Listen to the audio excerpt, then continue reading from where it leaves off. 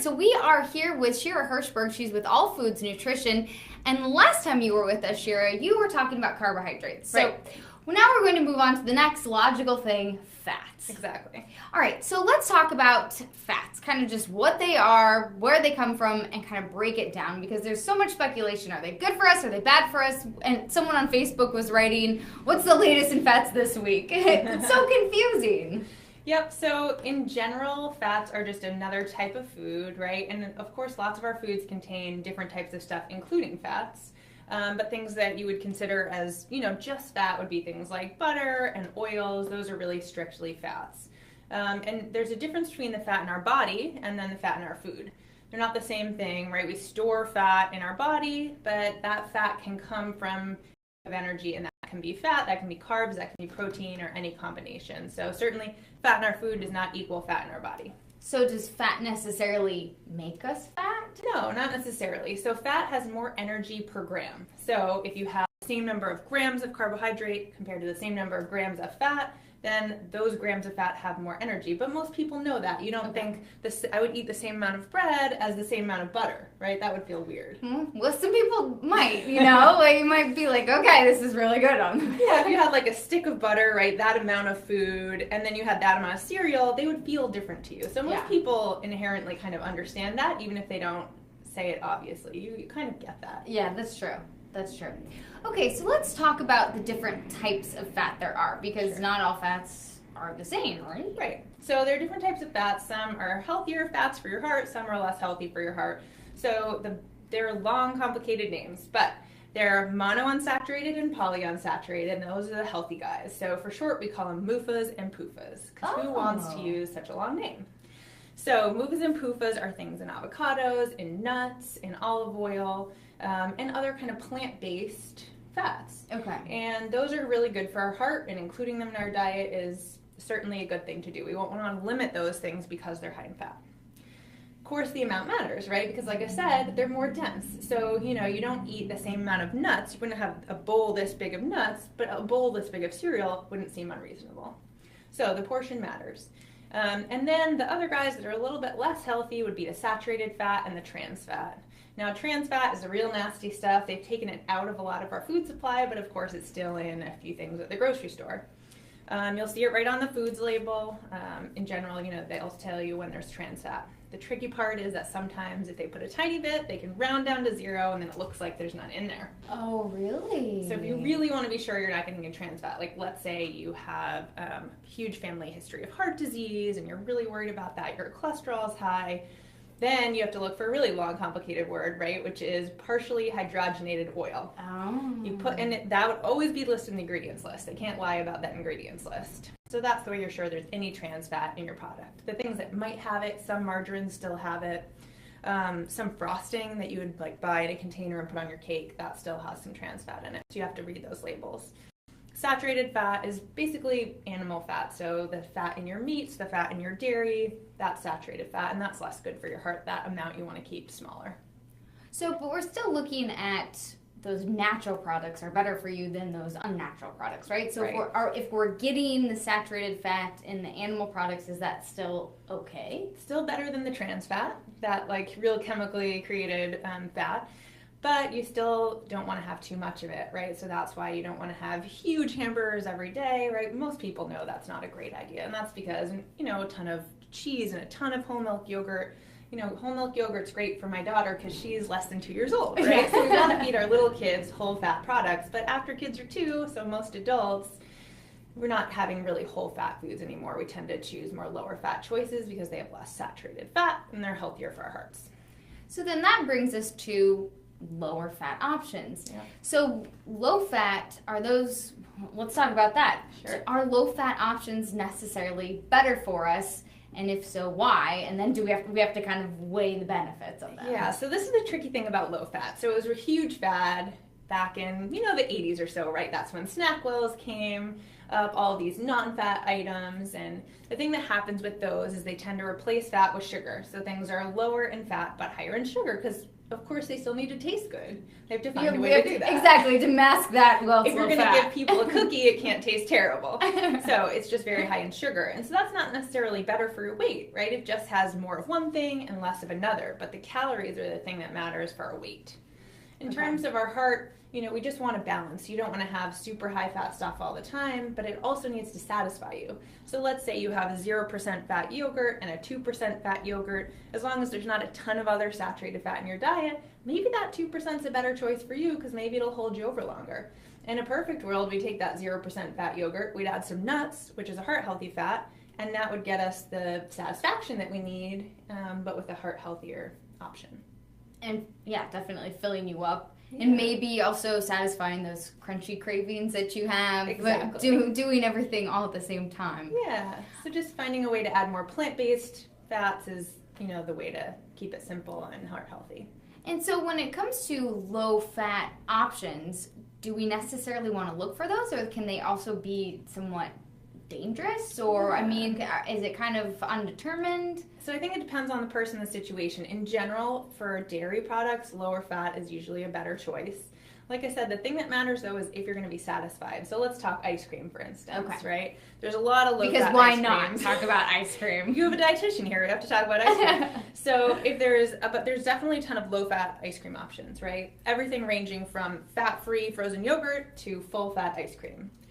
Now, let's talk weight, right? If weight's the thing we care about, then the calories are what matter. So let's say you're satisfied with a small amount of whole fat ice cream because it's really creamy and it's delicious and you feel like that's really satisfying.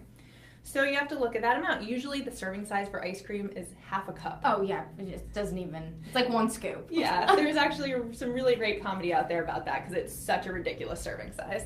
So nobody eats a half cup. But let's say you can eat 1 cup of whole fat ice cream and feel really satisfied. Let's say you buy the fat-free frozen yogurt and you need to eat 3 cups because it's just not that good and you just are like, I need more. Maybe the calories don't work out in your favor, right? So you have to compare that and see things that are satisfying too. That makes sense.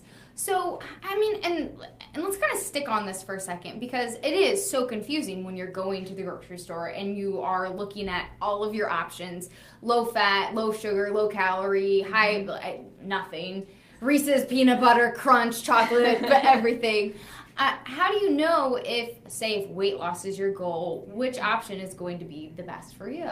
Yeah, so I would say with the exception of people with diabetes, let's say folks with diabetes, a little bit of fat makes a big difference, right? And again, ideally, in a perfect world, we'd take that lower fat ice cream, we'd add some nuts, and that would be the way we'd get to a satisfying food. But let's say you're not going to do that. Yeah. Maybe a higher fat option is better for you because the low fat, high sugar ice cream will just make your blood sugar go up and drop and mess with that. And so you'd actually want something with more fat and less sugar to kind of keep your blood sugar level because for someone with diabetes, that's what matters most. For the average person that's not worried about that, trying to find some balance between something that's still tasty and satisfying, but maybe not the full fat version is a good way to get there. When you're talking about something, let's stick with processed foods or not natural foods. We're talking about like crackers or something like that. You have the full fat crackers and you have the low fat crackers. What do you have to look for in something like that? So I think the same thing applies. I think most of nutrition's experimentation. So let's say you say Triscuits, right? Triscuits are made with vegetable oil, probably a little bit healthier than some of the other alternatives, but they're dense. You can't eat that many for the amount of calories compared to, you can eat 50 wheat thins for the amount of calories in like 15 Triscuits. And I'm making those numbers up, but you get my gist. They're denser, right? So some people want they're fine with a small amount, but they really want them to taste good. So maybe a Triscuit's a great option there. It's whole grain, it's got more fat in it, so it's more satisfying, and maybe that works for you. Maybe you're someone that's like, no, I really need to pick, and I'm going to be picking for this amount of time, and I just need something that will get me through this amount of time without like really giving a huge number of calories. So maybe something smaller and thinner and crispier and lower fat is a better option for you because you're going to have to fill that time. So just do what works for you. Mm-hmm. See, this is what she does. She's like, how works for you? What works for you? Okay, so let's get back to, we talked about if low fat products are a healthier choice, kind of depends.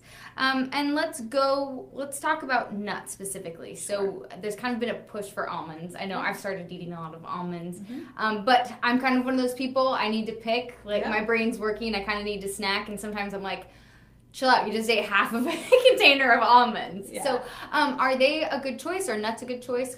Let's talk a little bit about nuts in general. Yeah, I think all nuts are a good choice. I always tell my clients, any nut's a good nut. Some variety is key with all foods, so having a variety of nuts that keep you happy all day. You're probably going to get sick of almonds. Nut it out, yeah. And if then you don't eat any nuts, then we've lost our purpose, right? So getting some variety. A handful is the serving size. It's similar to about a quarter cup. So that's the thing that people have to keep in mind, is that serving size matters.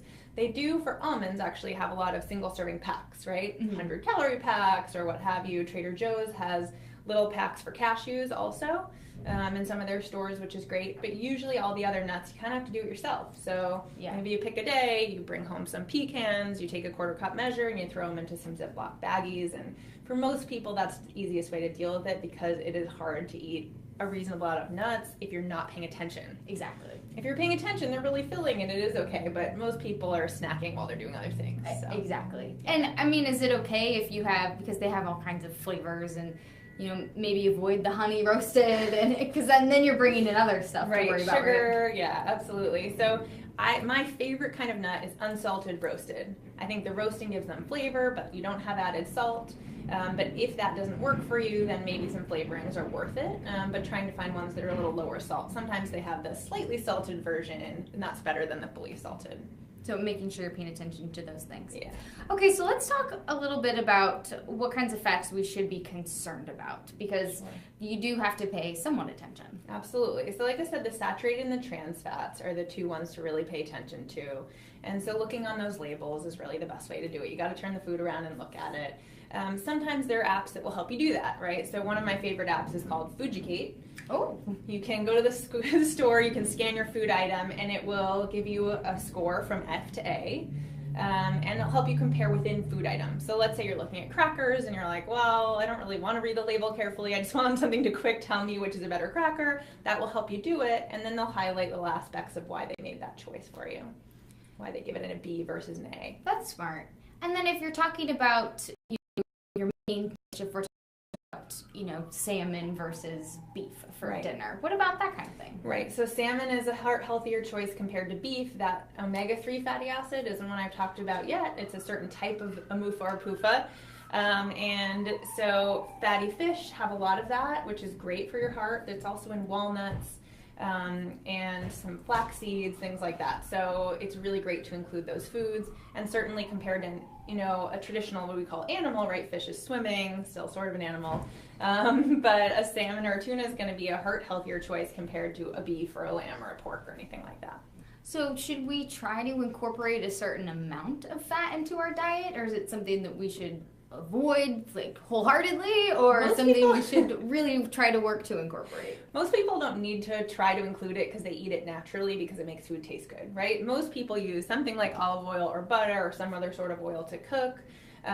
If that's very paranoid about oil in the past and fat, maybe you're one of those few people that need to focus on including some things, and so things like avocados and olive oil and nuts are great ways to do that. Fish, like you just said. But most people don't need to focus on including it. Most people just need to think about the types and where they're getting it. What kind of fats do you like to eat? I love olive oil. I think it makes everything taste delicious. I love nuts. I also love avocados, which are very versatile, actually. You can use them in a lot of ways. You can make cupcakes with avocados. You can. The frosting is really cool, but green. So those are definitely some of my favorite ones. I'm also a huge salmon fan, so a lot of the ones that we've talked about are big favorites of mine. I had the best salmon last night. We made the most amazing. I mean, it was delicious. Sometimes it's worth the butter. I think occasionally I make a grilled cheese with olive oil and it's delicious. Occasionally you really want one with butter. So I think you pick and choose, right? Sometimes you got to have a thing that's really satisfying. That's important. Sometimes it just makes it flow better. Exactly. But there's nothing like salmon with just a little lemon, a little olive oil. Yeah. It blends.